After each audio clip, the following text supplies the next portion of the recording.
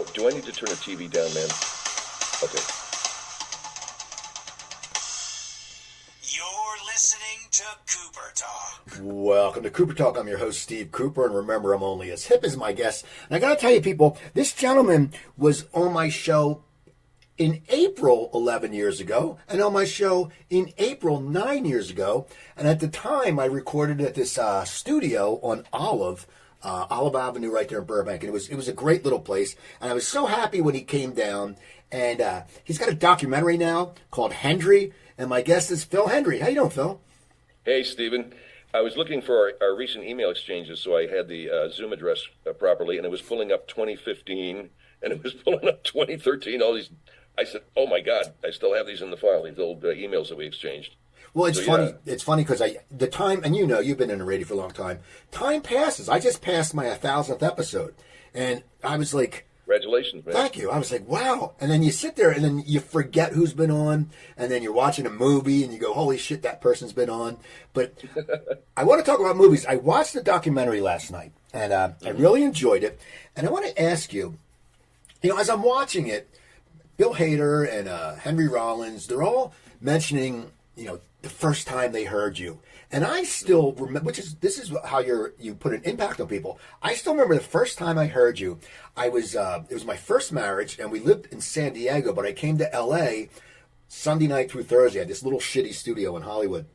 And I'm driving down, stuck in that traffic on a Thursday. And all of a sudden, I flip around the radio, and I hear this you, who I wasn't familiar with, and this old, grumpy guy who was in the Midwest, and his son had fallen out of a Ferris wheel. And I still remember that. And at first I'm going, what is this? I'm like, wow. And then finally I got the joke and I laughed my ass off. But do you remember stuff like that? Because you've done so many characters. I remember that bit exactly. And the fact that you brought up, you're the first person to bring that bit up. And I remember I worked that thing really weird. It was Harvey Wireman, who's an attorney, a former Marine. He was in the South Pacific during World War II, and then he went to work for the ACLU. He's kind of based on F. Lee Bailey, but he had a voice like this, and he did something that a lot of old guys do. They have to, always clearing the phlegm out of the throat.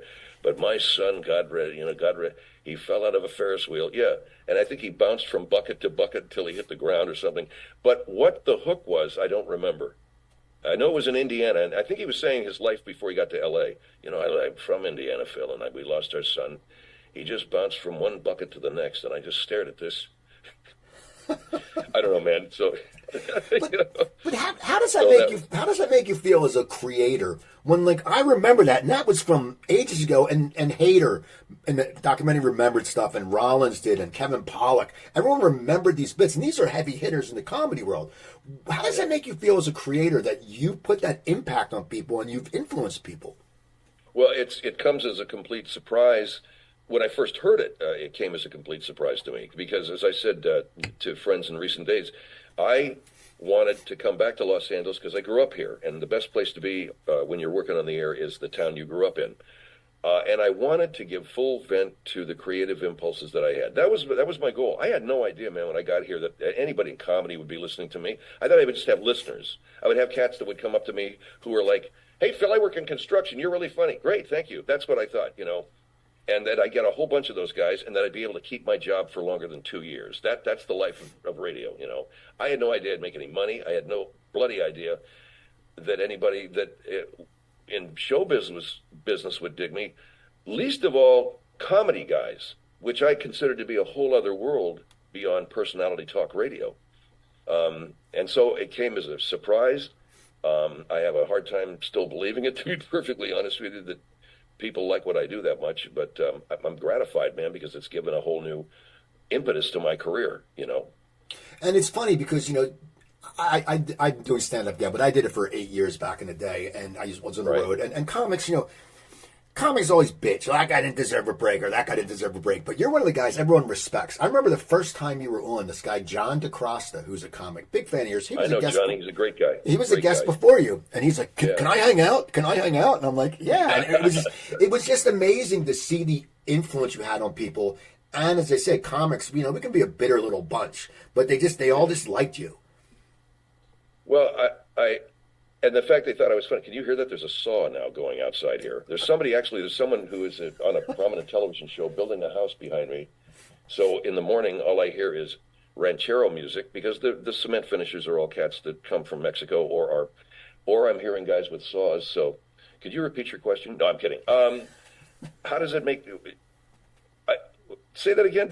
No, I was saying how, comics, they just like you, and that must be a great feeling. There's not that like animosity, like oh screw that guy. Like Matt Rife was out, and they're like, oh, he's got abs, that's why he's getting breaks. I'm like, well, the guy works. People don't understand. Yeah. It does take you just don't become famous overnight. Yeah, I don't think so. I don't know if there's anybody that has a real problem with me.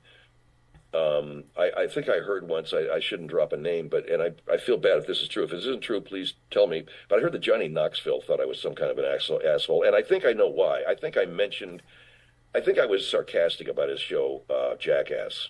Maybe we did a bit that made fun of it. I don't know, and I am really, really sorry if truly sorry if I offended good people, but I try to keep my head down, Steve, and I try to just do my freaking job. I try to be as funny as I can, and I try to get home with my job intact. And when someone says to me that, Kevin Pollak wants to interview me, or you want to interview me, or people in the world of comedy, I am genuinely, or at least I was genuinely surprised that they would take time out of their lives to talk to a guy like me who doesn't do stand-up. And I consider stand-up to be one of the toughest things in all of show business to do. I can't think of, it scares the hell out of me, man. My hat's off to you, bro, for trying it for 8 years. Well, you know what I think it also is, though, with you. A lot of us, like I grew up, my introduction to comedy was my older brother and the Cheech and Chong albums. And you think the Cheech and Chong albums were a sketch. They had, deer. And so I think with you, it's not stand-up. It's a concept. And when you get it, you get it. Right. The only thing that I can do from what I do on stage is to bring these characters to life. We're not doing any phone call goofs. I just did a UCB show with James Adamian. It was support for Armenia. It was a benefit show. And there were stand-ups and there were improvisational actors on this on this show.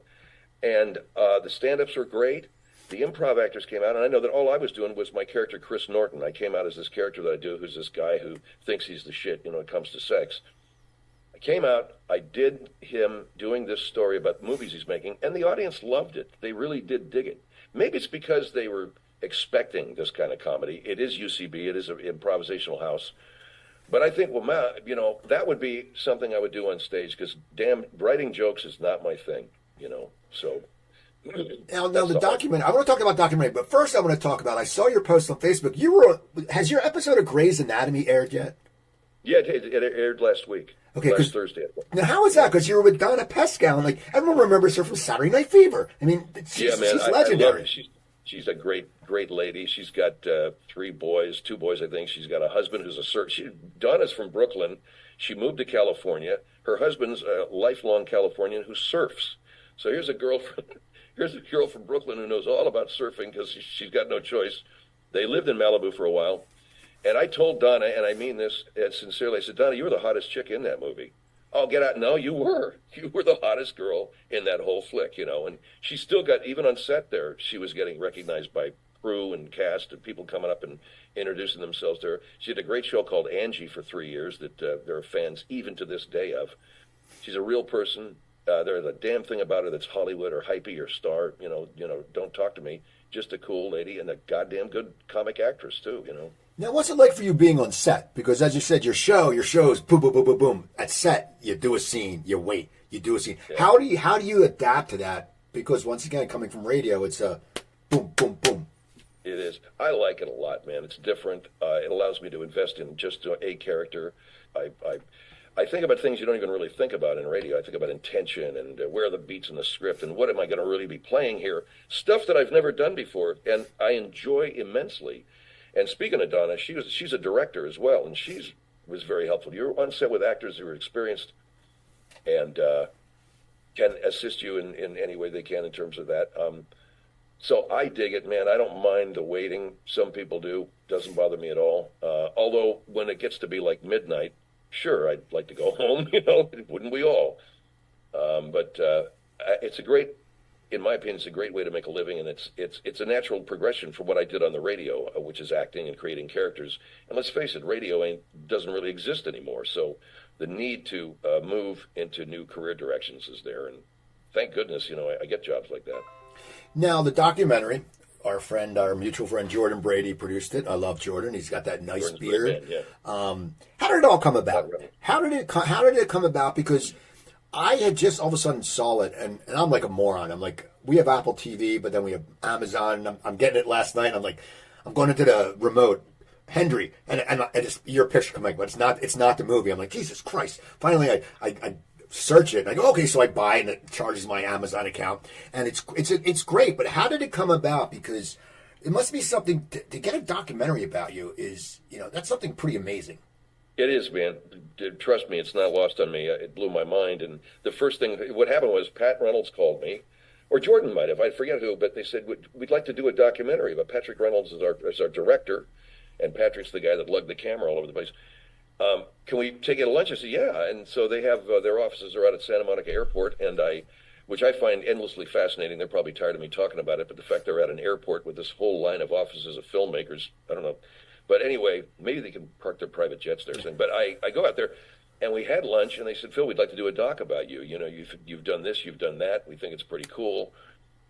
And the first thing that came to my mind is just what you said, Steve. It's like, wow. I mean, I didn't say this to them, but I thought this is about the coolest thing that could happen is somebody make a doc out of you. So I said to them, to be journalistically real, I don't think I should have anything to do with the production of this. I think I'm your subject. You should create this movie as you see fit. Because I don't think, documentaries are pieces of journalism, and journalism is not worth a pinch if the guy that the story is about is making it, so they agreed.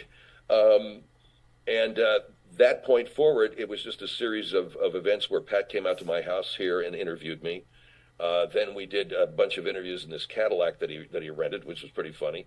Then we did interviews like standing in the park. Then he was able to nail down all these great guys that you mentioned. There's a list of them that I wish I could remember everybody. Also, Derek Waters from Drunk History is in there, and people that I know and love like Christine Blackburn, people I've worked with like Mike Crozier from KFI. So they interviewed all of those folks and created this story, and I knew that they liked me, so I knew it wasn't going to be a hatchet job or anything. I knew it wasn't going to come out, Phil Hendrie, what a piece of crap he really is today, And then the flick came out, and it started in 2018. My godson Joe Olander, who's a media guy back in New York, said to me, "When are they going to finish that thing anyway?" I said, "I don't know, man, But all of a sudden, Pat calls me and says, "Did you see Deadline this morning?" Deadline had a piece. And then it started to get some press, and then boom, there it was on TV. So I'm forever gratified and blown away that a documentary was made. To me, that's the coolest kind of filmmaking, if you want my honest opinion. Oh yeah, I watch documentaries all the time, and you're right. It has to be someone from the outside, because as you said, it's someone. Some people just do a spin. It's their point. I don't want to see your point. I want to see the story. So like Netflix has this thing going on right now about the true life homicide detectives in New York, and it comes and they interview the Manhattan South and North, but it's real. It's not like okay, here's what we think. They're not saying this is so that's what's great. Now I want to produced by the NYPD. Yeah, exactly. What made you get into radio? Was it something when you were a kid? I mean, because you think radio. It's so weird. There was a DJ in Philadelphia, he's still around, named Pierre Robert. He's on WMMR. He's been around since 1980. Okay, long-haired dude with a beard, and now he's a buff and gets in shape. But he's just been doing it forever, and he become a fixture. I mean, to last that long, in one station is amazing. But what was it? Just as a little kid, you heard the radio, or what made you decide to follow this passion? Because, as you can say, it is a tough life. I've loved the radio ever since I first heard it. And I actually do remember, this is how old I am, I actually do remember them on radio announcing the death of Buddy Holly, which was 1958, and it was very somber. My brother talked to me about it. I was probably 5 years old. That was my first real memory of radio. Then I remember Elvis Presley on the radio as I drove around with my dad. I remember KFWB was the first rock station we had here in LA, a top 40 station. And gradually, I just listened like we all did. But the thing that made me really love it was a trip to Canada in the car with my father, my mother, and my 3 siblings. We were going back to see my grandparents. This would be a 4-day trip. How my parents ever muscled 4 kids into a car, I don't know how that happened, but they did. They kept us entertained. And late at night, as my mom was asleep, everybody's asleep in the car, my father's driving, I would be awake, standing up there against the front seat, listening to these radio stations. And it was at night. I think that's why Art Bell became so popular. I think we all have memories of the radio at night and how it kept us alive and kept us awake and interested. And that's what happened to me. I heard this guy, and this one guy is creating a universe of impressions, where the city is, what the weather's like, how you doing tonight, here's a song for you. I thought that guy had all the power in the world and all the potential in the world to entertain any way you wanted to. And at that age, I was already beginning to do mimicking voices, and the first mimic I did was of believe it or not, James Mason. I don't know how that happened as a 6-year-old kid, but I was doing James Mason. So the radio became a passion for me. Listening to it, I wanted to know those guys. I wanted to meet them. Where do they broadcast from? What does it look like? And I would get on my bike when I got old enough and rode over to KRLA Radio, which was in the Huntington Sheraton here in Pasadena. And I saw Casey Kasem working. I saw Bob Eubanks. I saw all these guys. And to me, it was the coolest damn work environment you could ever have. This microphone, all these knobs. Here's some music they're playing, and they're controlling this environment and this atmosphere, this reality that we're all hearing. I don't know, man. There's something about it that I dug more than anything.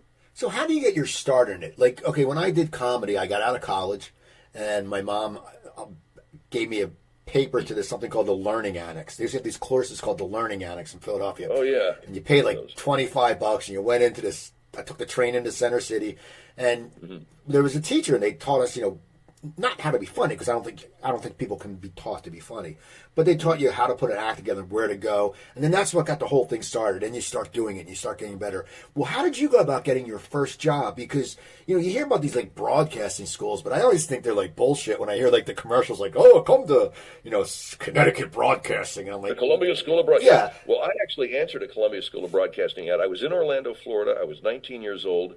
I knew I wanted to get into radio or be a writer. One of those two. My real impetus was to be a writer. I wanted to be Jack Kerouac. But I loved radio, and I thought, I know what I'll do. I'll get jobs in radio that will support me while I have my writing career. So there was the Columbia School of Broadcasting. I'd been working in construction, being a cement finisher and a laborer and all kinds of crap in Orlando during the build-out to Disney World. I'm living with some buddies. We're all rooming together. And I went down to the Columbia School of Broadcasting in downtown Orlando. I took about 3 lessons from these guys, and that's really all I needed. But one of them did have the names of some radio stations that were looking for people, and I very gladly gobbled those up. My friend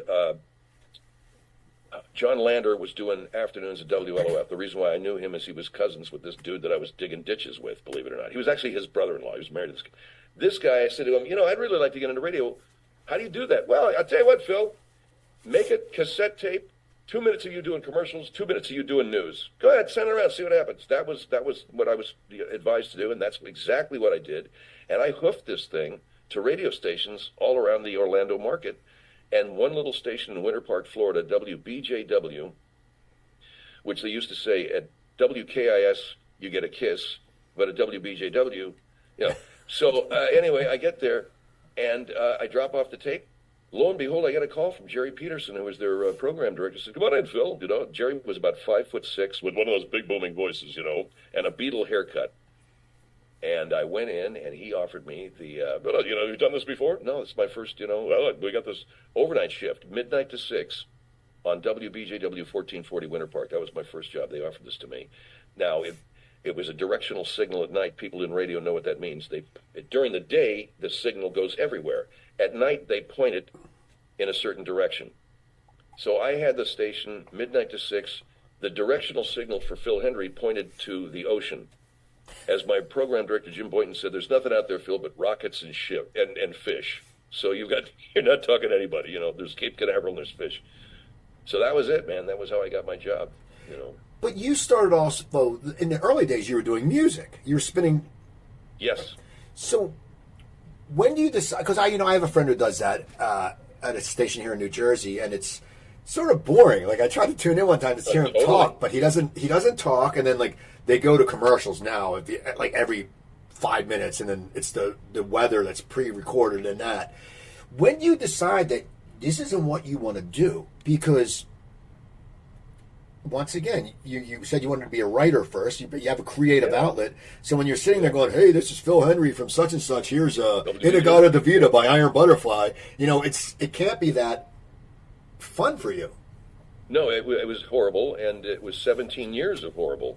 But because of how I was raised, and because of my view of myself, it was really hard for me to break out with all of these creative instincts that I really had to do voices, to do basically sketch theater on the radio at a time in 1973 when consultants reigned, when shut up and play the music was really the order of the day. And I bounced from station to station thinking, well, it's going to get better, it's going to get better. And I literally failed upwards, if you will, because I wasn't doing anything on the air that was any good. I was a disc jockey.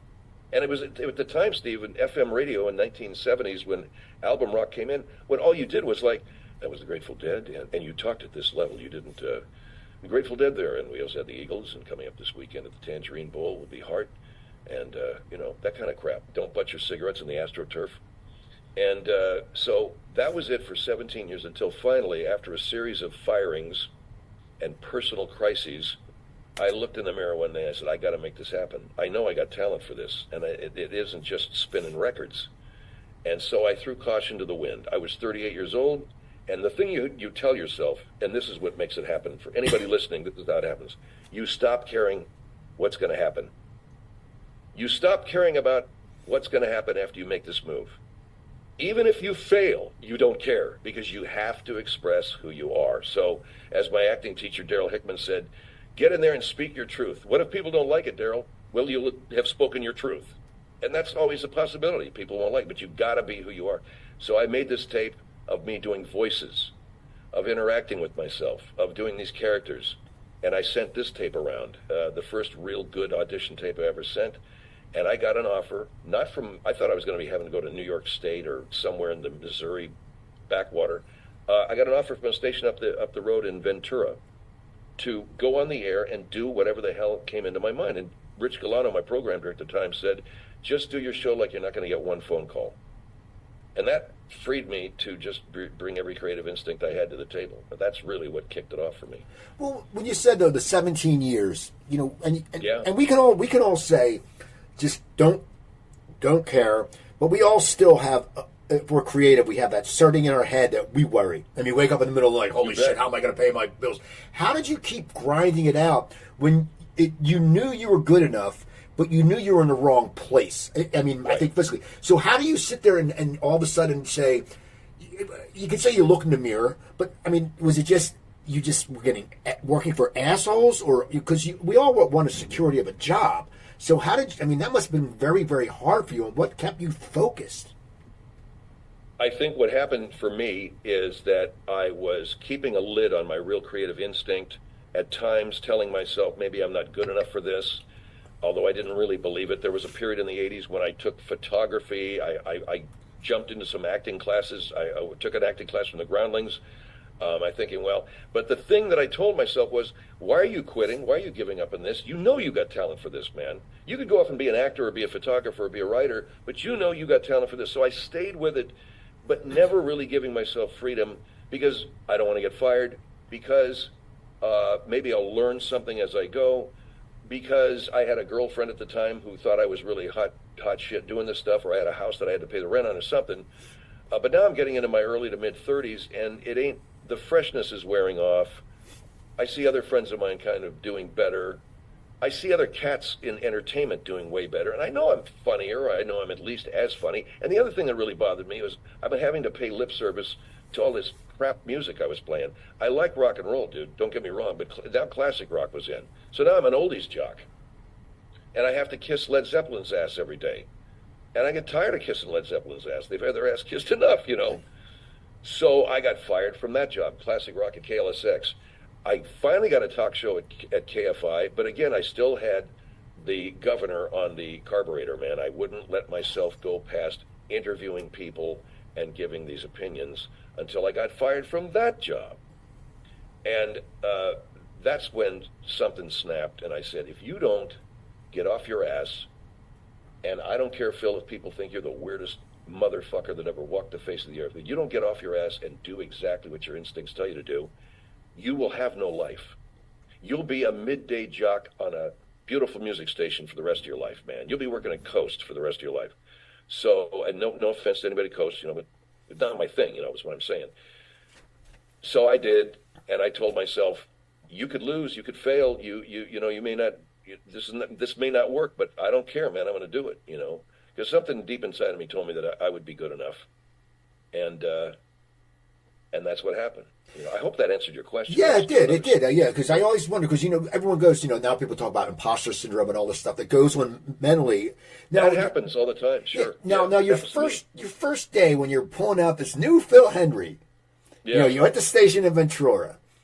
Yeah. Are you shitting yourself? Going, you're getting behind the mic because it's new. I'm sure you're excited because you're like, okay. But what was going through your mind? Were you going, man, what if nobody listens?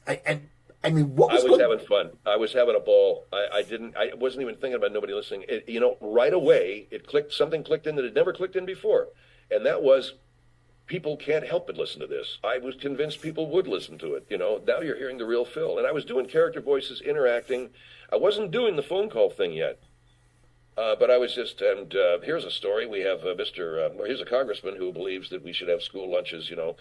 And Congressman, And what do you think, Congressman? Well, I believe that school lunches are important, although I take my kids' lunch, I eat them. My kids don't eat lunch, I eat their lunch for them. But just stupid crap that, but in character. Then finally, the Gulf War was beginning to heat up. This would have been in August, September of 1990, and we had Desert Shield. So we had American troops that were going to the Middle East.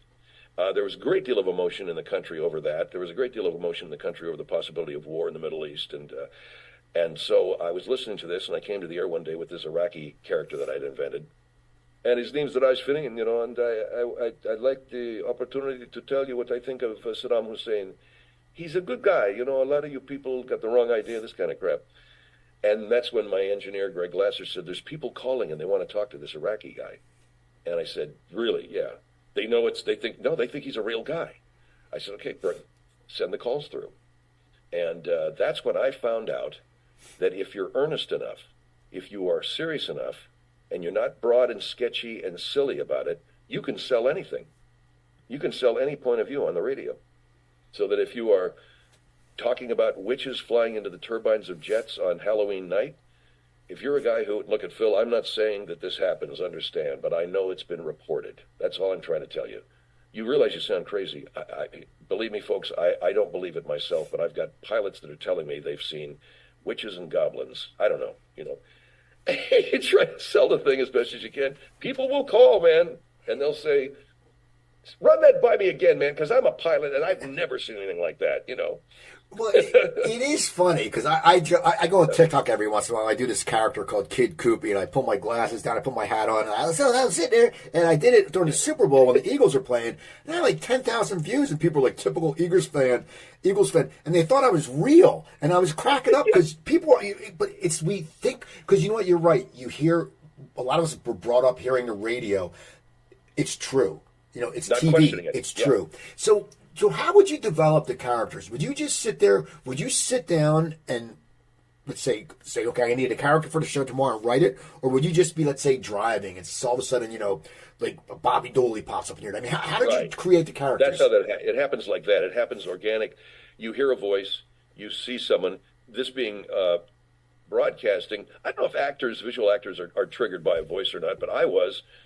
And I would hear voices and I'd create a character around them. There's not a single character that I've done that is not based on a real person that I've heard.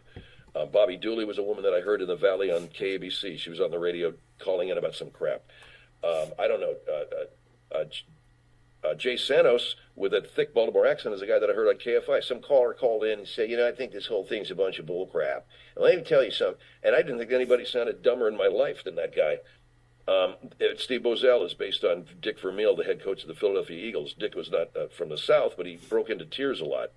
And I just want to tell my players I love them, and so that became Steve. So, yeah, absolutely. All characters have to be based on real people. And then the bit that you do, as Stephen King, I think, famously said, story follows character. Character does not follow story. So you have this character, and then story flows from the character. You know, if I see a story in the news, immediately a character comes to mind that would do that thing, or would believe in that thing, or would,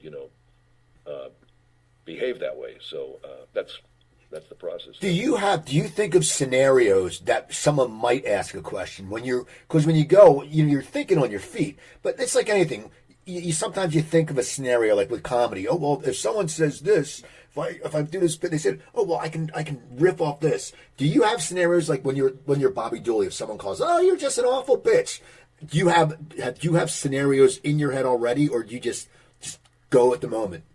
I go at the moment based on the character. So I suppose you could say, not so much scenarios, but an already programmed style of response because of who Bobby is, her entitlement, her sociopathy, her control. So if somebody did call and say, you're nothing but a bitch. Mm-hmm. Well, jealousy, her automatic thing would be, you're just jealous of how rich I am and how, if someone called and said, you're nothing but a bitch, I guess you don't have children, do you? There's a million things you could say to somebody like that based upon what the bit is that automatically turns them defensive. And the same thing with Steve Ozell. You sound like a big crybaby. You know something, sir? You've not had my life. If you had my life, if you had my life, you'd understand, So that's Steve. Jason, you're nothing but a punk. Yeah, a lot of you punk. Yeah, you know who the punk is? You're a punk. I deal with punks like you all the time. You're just a punk. What'd you call me? A punk? Yeah. Well, you know what's fascinating about the documentary? I had never seen you in action with the phone. Okay, I mean, we hear it, and it was very cool. I mean, I was thinking, you don't know what to think, because, as I said, you're so good at it, and at the timing, but you're actually sitting on the phone, then you're doing this, and then, I mean, how long did it take you to get that down? Because that's an art form, man. That's hard shit. Well, the thing of it is, when you're doing that kind of comedy, you're replicating reality. And so it isn't that you sit down and plan it. You just, well, how do I make this work? Well, I'm on the phone. How does it happen? What does it sound like on the phone? Hi, Phil, I think you're great. Well, thank you. So what I was doing is I had the mic pot that I was manipulating up, and the mic pot being the volume knob, manipulating that up and down. The phone pot always stayed open, and I would just move the phone far away from me. How you doing, Bill? Down comes the mic pot. I'm fine, Phil. Great. Well, you do that enough times, it's like this. It's back and forth. You're moving your mouth away from the phone. Sometimes you're on top. Like Steve Dooley, Bobby's husband, is always, Steve's here. Steve, what do you think? Well, don't blow the phone, Steve. I can't have him. So he's using the phone like a lot of dumbasses use the phone, talking too loud into it. And that's how you create character. And the way you pace it is you take your breaths in an unnatural place. Like, most would say, here's my husband, Steve. Thank you, Bobby. I'm Steve. The reality would be, here is my husband, Steve. Thank you. And, so she took that breath a half a second before you would. And it almost sounds like the voices are overlapping a little bit. But what you're doing is you're endeavoring to create the reality that you need to create to make the bit happen. So you're in Ventura. Now, when do you break large? Is that when you go to Miami, or do you go to Minneapolis first? I went to Atlanta. Okay. I got flown to Atlanta in the fall of '91 by Jim Ashbury, great guy. And I didn't take the job. I don't even think maybe he didn't offer me the job, but they flew me out there. I don't even remember being on the air there at all, but they interviewed me for this gig. They had a late night gig. They really wanted to, they'd heard about me. And I think maybe I turned down the job, because what happened was I came back to Ventura, and then I got canned here in Ventura because of something I did on the air. And I called Jim. I said, Jim, I'm available for that job. He hired me right away, to his credit, bless his heart. And I got flown to Atlanta in the spring of '92 to begin my job there. So, how hard is it, though? I mean, well, you're going in for a year. I mean, you don't know how long you're going to be there. It must be hard moving. I mean, do you rent a nice place? Do you sit there and move all your furniture? Do you keep storage here? I mean, what do you do? What happened in Atlanta, man? What happened in Atlanta? I got to Atlanta, and right away, I didn't know what I was doing, man. I shipped my car. You can actually ship your car for $300, and I flew. And I got to Atlanta, and I don't know, I got a Motel 6 in the worst part of Atlanta. I didn't know where it was, but there I am in a Motel 6, and I'm listening to a couple who I guess lives at the motel fighting in the next room, and all kinds of screaming and shit. So I get to the station, and who helped me was Clark Howard. You remember Clark Howard, the consumer affairs guy? Yeah. Clark was local on WSB at that time, and his producer was a really, really wonderful lady named Kim Curley. And Kim says, "Well, where are you living?" I said, "Down in Motel 6." So she took me up to, do you know that, and this is a perfect Clark Howard producer thing, Courtyard by Marriott has a discount this week, So she drove me up to the Courtyard by Marriott right there in middle Atlanta, not far from the station.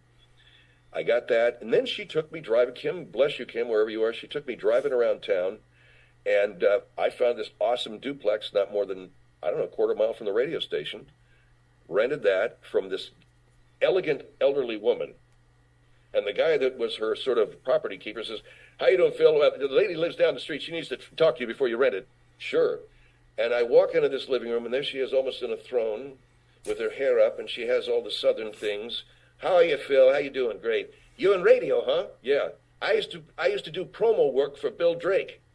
I go, "You're kidding me." "No, I broke James Brown in this town."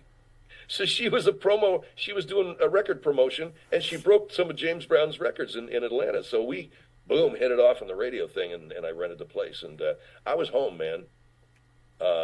Atlanta socially is extremely conservative. Politically, it's very liberal, but socially, it's a church-going town. That and some damn good food, that I think would rival San Francisco in some ways. And I had a lot of fun. I had a good fan base. I did my characters, and Steve Bozell had his own show on Saturday nights. Only then he was named Steve Warnell. I literally just did this one character on a Saturday night, and they let me do all that shit. So it was a great first step from Ventura. When did you start feeling really confident in your on-air talent? When was it that you sat there, and even if you got fired, it doesn't make a difference. When did you sit there and go, "All right, man, they can fire me, but I'm fucking good"? Ventura, within 2 months, within 3 months, I went up to San Francisco to visit my friends Don and Pam. And for the first time, and Don's my best friend, Don Olander and Pam Olander. And Donnie and I have known each other since we were 12. He was in the banking business, but somehow we've been close friends. And I said to him as he picked me up at the airport, I said, I never said this to him before. I never said this to anybody before. I said, you got to listen to me on the radio now, man. I'm doing some good shit. He goes, "Really?" I go, "Yeah." And I had a tape, and I played it. I was proud of myself. I was proud of the stuff I was doing. It was making me laugh, which is, Steve, the first requisite. I mean, if you don't think you're funny, then who's going to find you funny? Yeah. And I was laughing at my own stuff, and I played it for Don, and he thought it was hysterical. And so the Christmas of 1990 was when I said, "You know what, kid? You did good, man. You're doing a good job. Keep pushing in this direction." Yeah. So the documentary hit on this too. When do you end up coming back to LA? That's sort of like the big time, right? Because as you said, it's your hometown. And that's like anything. Yeah. When I did comedy back in the day, you go on the road for 2 weeks, but when you came back to play Philadelphia, you kicked ass because you were tight and you were thinking. So how did you end up coming back to LA? So I was in Atlanta, then I got bumped to Minneapolis. I got fired in Atlanta, went to Minneapolis. Something magical happened in Minneapolis. They didn't fire me. They offered me an extension on my deal, which I thought for sure I was going to get canned because they used to put me on the overnights to punish me for some of the shit I was doing. And I got hired in Miami by a wonderful guy named Bob Green, who was with Cox Broadcasting. Bob was our station manager down there. He hired me. He said, "Go for it, Phil." And I really, really found my stride in Miami. We had a great audience. We had a great radio station that did personality talk. We were not doing news talk, which meant Dolphin football, baseball, chicks, South Beach, booze. This is what we talked about, I was able to do my political shit because it was all a put on, so people enjoyed listening to me sucker all these callers. Like the lady said to me at a remote, "You're the guy that does all those fake voices, huh?" So I said, "Yes, I am." So in Miami, we got boxcar numbers. It gets to be the summer of 96, and David G. Hall, who's also a great programmer, calls me, and he says, "Phil, want to bring it to L.A., man? We've got an opening at night." And I said, "You got it, brother." So I flew to L.A. on the 4th of July because we had a golf tournament out here. I met David. He had the deal for me. I signed it. I went back to Miami. I told everybody there. And I think Bob knew because it's the same company, Cox Broadcasting. And at that time, Bob had said to me, this station's being sold to Paxson. You have two options. You can go to Orlando or L.A. Both stations want you. And I'm like, well, come on, you know. I grew up in L.A. So I got hired, and it was a big, big moment for me. I knew what I was doing on the air. I knew it was good. I was going back to the second largest market in the country, and it was where I grew up. So I would have a real good handle on what was happening. And I told myself, this has been such a journey. I'm taking the train home, man. I'm not going to fly. I want to see the country that I just had to hoof my ass through. So I took Amtrak all the way home, got to L.A., got my rental car, got into this housing that KFI put me up in, and that was it. I was really on top of the world. I felt like a success. I felt like it had all been worth it. I might even have been a little cocky, all that shit, you know. So when does it start going south where you're just tired of radio? We know radio imploded, and it is true. You know, I swear to God, I listen to, in the car, I have it, I'll put Amazon Music on the car sometimes, but you put on the radio, and I'm like, okay, I don't want to hear this song by Journey, so I switched to the other classic rock station. And they're playing that song by Journey. And the sports talk in Philadelphia sucks because all these guys are just bitter assholes. I mean, it's just, you sit there and go, oh. Yeah. But so you're doing well. I mean, you're popular. You're going into syndication. Were you just not happy? Well, I was not in a good home life. You know, my marriage was not good. I was working my ass off. I put on all kinds of weight. And it was a real hard gig for me. Every day coming up with this kind of magic is very, very difficult. On top of that, the show was hard to affiliate. It was hard to sell. You know, I was in an environment on a platform where now it was being treated as an entertainment product, and they were trying to put it on news talk stations. They were trying to sell it to national advertisers, and they were not having a whole lot of success, and they were not really having success affiliating it, until finally, the deal just went south, and I, to my everlasting regret, I went into, I was getting offers to do television. I did some pilots, and I did like a month on the unit, so I had some regular TV gigs happening. But I thought maybe there was still a world for awaiting me in radio, and I signed the worst radio deal I've ever signed in my life with this company that kept me tied down for 6 years. They had a 3-year option. At the end of the first 3 years, I said to them, would you please let me out of my option? No, they wouldn't. So it was 6 years of hell. In the middle of that, trying to do acting gigs and trying to do voiceover gigs. But you're right, man. The show was increasingly difficult to screen because we weren't live. We were being tape delayed. So what do you do with an audience that isn't there, We had a revenue sharing deal with this company that wasn't the most profitable. So really, radio was going south, and Phil Hendrie was going south with it, The advertisers were fleeing talk radio because it was too controversial, and they stuck with the right-wing stuff because I guess they had a lot of older demos in the AM band that would listen to it, and they invested in sports talk, which you were just talking about, because that's controversial radio that doesn't matter. You could have two guys screaming about who the quarterback ought to be for the Jets, and at the end of the day, who cares, So that's when I just segued out of it and went into digital. Started doing this podcast. I got the rights to all of my material. We put up the website, archived it, and went from there. Was it hard to get the rights to your material? Because it's... No, it was not. Okay, It wasn't, because Doug Urbanski at the time was my manager. He said, you need the rights to that stuff. Craig Kitchen, the president at Premiere, said yes. They granted me the rights to all of that stuff, going back to Miami, which was a Cox Broadcasting station at the time. And then I started doing the digital show. I started to do a bunch of pilots. I got some guest starring things. And tried to juggle that world the best way I knew how. And frankly, what I was doing more than anything else, Steve, is I was kicking it, man. I had some money in the bank and a big retirement, and I was just living on the beach, man. I mean, I literally live 100 yards from the sand right now, and I just decided that I'd start living like I was on vacation for a while.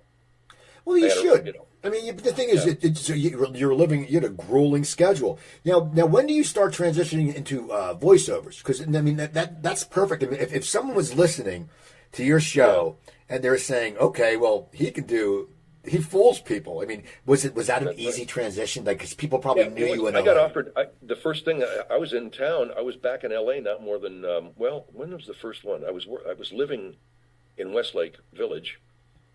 Yeah, I got offered a thing on King of the Hill like in '99 by Mike Judge and those guys. And I was like ecstatic, and my agent calls me up and says, Phil, you've been kicked out of the union. Did you know that? Oh, you mean I didn't pay? Yeah, you're on dishonorable withdrawal. So you got to get your ass in jail. So I had to go and I had to get my SAG membership up to score. But I got hired to do King of the Hill, which was phenomenally fun. And then they've hired me to do some Futuramas. And then it kind of just began there. But I was working during that time at Premiere and at KFI. When the radio gig ended and I was just doing digital work, I continued on with voiceover stuff. I was still getting hired for King of the Hill, I was still getting hired, and Disney hired me for a thing called The Replacements, which is a little kid thing, and so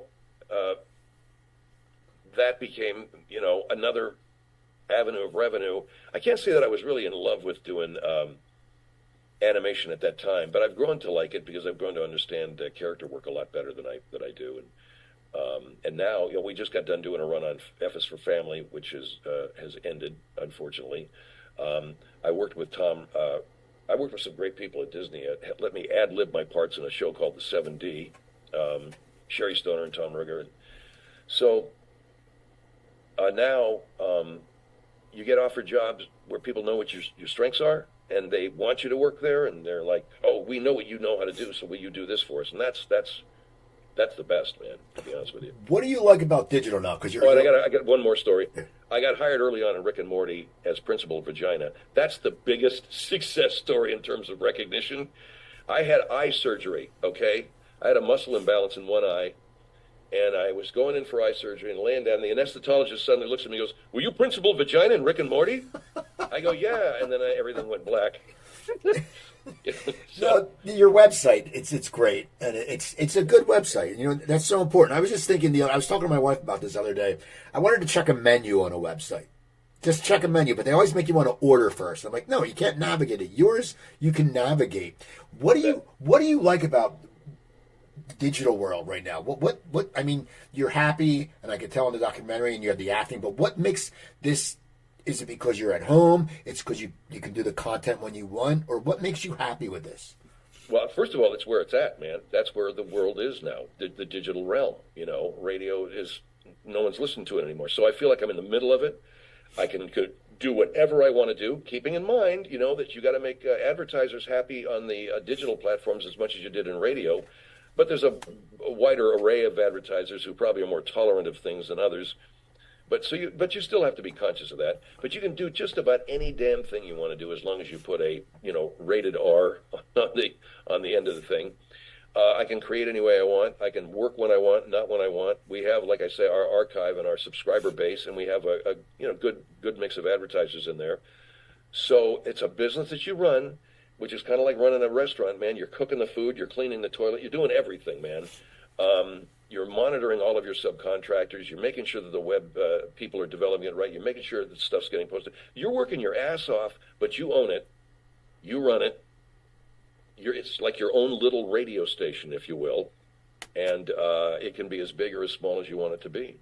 Now, when you were on the radio, you would tell people that the guest was you. Did you have to do that for some reason, or is that just something that the station said?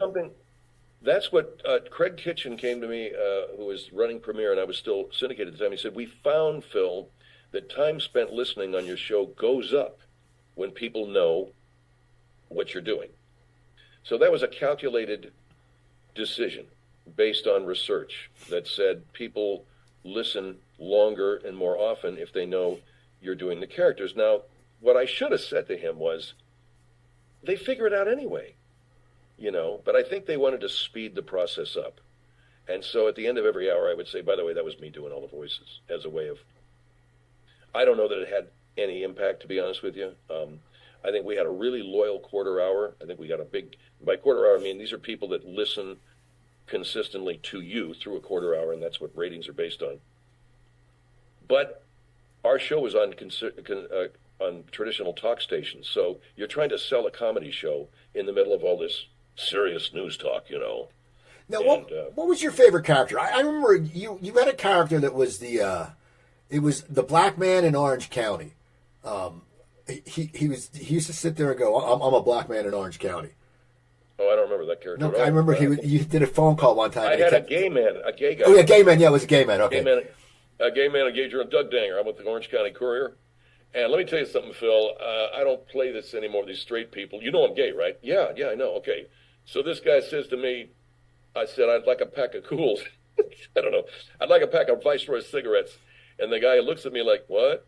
And so I grabbed him by the shirt and pulled him over the counter. I said, you think I'm gay? Well, I am. You know, this kind of shit. So what I did is I created that character as a gay character, not to be, you know, quote unquote, sort of a stereotypical sissy, but to be a confrontational, in your face, ready to throw down guy, because at that time ACT UP was happening. And ACT UP was a very aggressive, sometimes too aggressive group of gay activists who really wanted the AIDS epidemic to be up and center in the face of in front of everybody's face, and they did not want it to be marginalized anymore, and they were being, you know, pretty loud and calamitous about it. And so that was what Doug Danger was based on. Let me tell you something, Phil. I'm a gay man and a gay journalist. Understand? It got to be such a joke that people would laugh when they heard him say, "Look, I'm Doug Danger. Gay? Yes, you're a gay man and a gay journalist. What are you, a homophobe? You don't like that?" And I liked it. I liked the character so much that I thought it should have gotten a GLAAD award or something. But you know, it's probably, maybe some people thought it was being too, I don't know, maybe instead of blackface it was gay face. Right. But I felt it was a great satire on activist politics, or satirization on activist politics, and I like the idea of a gay guy ready to kick someone's ass if they don't like it, you know. Now, because what happened was the callers that called in, there was never any caller that tried to mock him for being gay. They took the bait. They were going to fight him too, you know. You know, you and what army, friend? Okay, you throw down with me. I go eyeball to eyeball with you, man. You go blind, you know, stuff like that. So what's your future, Phil? Well, what do you want to do? I mean, do you want to really get into like the serious acting? Because you're getting in roles. I mean, what would you like if someone said to you right now, "Hey, Phil, here's what you're going to do. You have your choice. You can do voiceovers. You can do this. What would you choose? Because you've had success in all of them." I've got nothing but a big empty road in front of me, Steve. It's dark. There's no future. No, if I could have my druthers, it would be to get hired on a show, you know, have a contract with a TV show and play a character. Play maybe some crazed hillbilly, or play some character that's that you know I can play. That would be fun. That would be security, and that would be, you know, doing comedy, which is my strength, and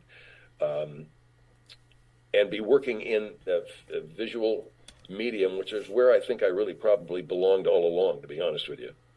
But who knows? I mean, we all have to go through our stages, man, to get where we need to be. But that would be fun. The other one would be to just continue doing what I'm doing and see this podcast that we do blow up. And I've got a pilot that I wrote for a thing based on my characters, and it's situated in a certain environment that we pitched about 2 years ago with some really good writers and a great showrunner. And I'd love to sell that thing, you know. Maybe go out and repitch it again. So sell a show and produce it, work on a show as an actor with a contract, or just watch what we're doing right now continue to grow listeners and money. One final question. Sure. Looking back at your career, what makes you the proudest? What makes, when you look back and you say, what is that crowning achievement, or that's something that really makes you proud? Is it just that you've lasted, or what is it? The day I decided I would have the guts to do what I felt I knew how to do well, even if it crashed and burned. Because, you know, when you tell yourself that, you know it ain't going to crash and burn. If you got enough confidence in your talent, you say, I'm going to go out there and I'm going to walk into the fire, man. And if I don't come out, that's fine with me. I walked into the fire. But anybody that actually says that deep down has the confidence to know I'm going to make it through, you know. And I felt that way. My first 6 months on the air at KVEN, I said, this show's going to get syndicated in 2 years. I was wrong. It took me 6 or 7, But I knew right away. But the day that I decided to leave all that shit behind, caring about what people thought, caring about what program directors thought, caring about what listeners said, caring about, how I was seen by other people, and I just said, I'm going to break out on my own and be Phil Hendrie, that's the day that I'm the proudest of. That will always be the day I'm proudest of, Well, thank God you did that, because you brought a lot of people entertainment. Thank you, brother. Go to Phil's website, philhendrieshow.com. Anything else you want to plug? The documentary. Well, go watch Hendrie, the doc. Yeah. Go on your Amazon, people. Search it. Go on Amazon. Get on Amazon. It's only $4.99. That's great. You go to a movie, it's like $25. $4.99. You get a bottle of bourbon. You can have a good night. There you go. Yeah. Although it cost me $5.99, so I don't know where you went. Oh, I got it on Sling. Yeah. Anyway. Also, go to my website. You can find 1,001 episodes. CooperTalk.net. You can email me at Cooper@CooperTalk.net. Instagram at CooperTalk1, Twitter at CooperTalk. Remember, I'm Steve Cooper. I'm only as hip as my guest. Don't forget, drink your water, eat your vegetables, take your vitamins, and I'll talk to you next time.